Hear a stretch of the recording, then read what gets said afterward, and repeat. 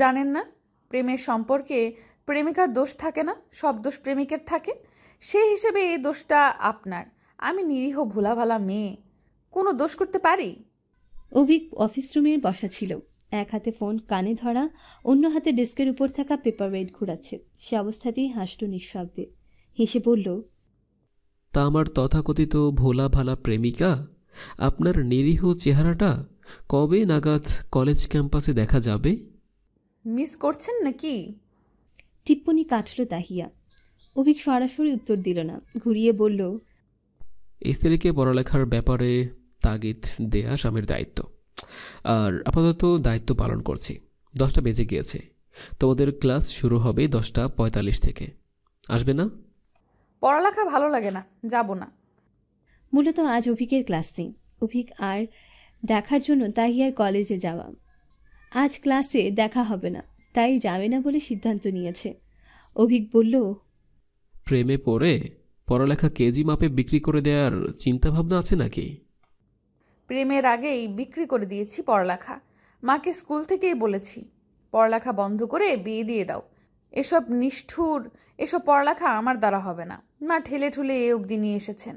তখন আমার কথায় বিয়ে দিলেই এতদিনে আমি বিয়ে শাদী করে 3 বাচ্চার মা হয়ে যেতাম।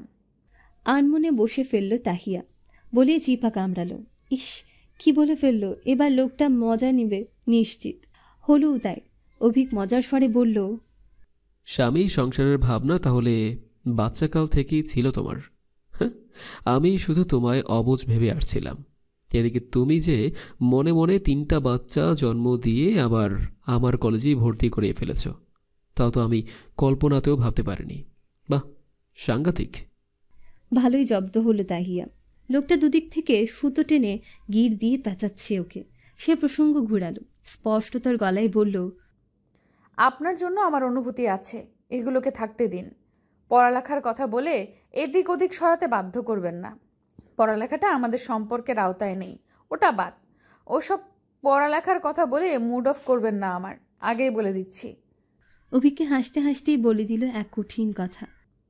তোমার দেয়া শর্ত অনুযায়ী গ্র্যাজুয়েট কমপ্লিট করার আগে আমার বাসায় তোমার পা পড়বে না।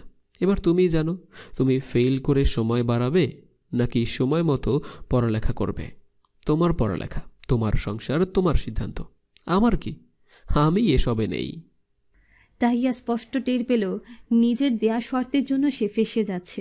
নিজের জালে নিজেই পাক আটকাবে একদিন। শুধু শর্তের পার্শ্ব প্রতিক্রিয়ার সূচনা বোধহয় এখানে। আফসোস হলো তাহিয়ার, অভিকের কাছে প্রকাশ করল না। স্বরে দৃঢ়তা বজায় রেখে বলল,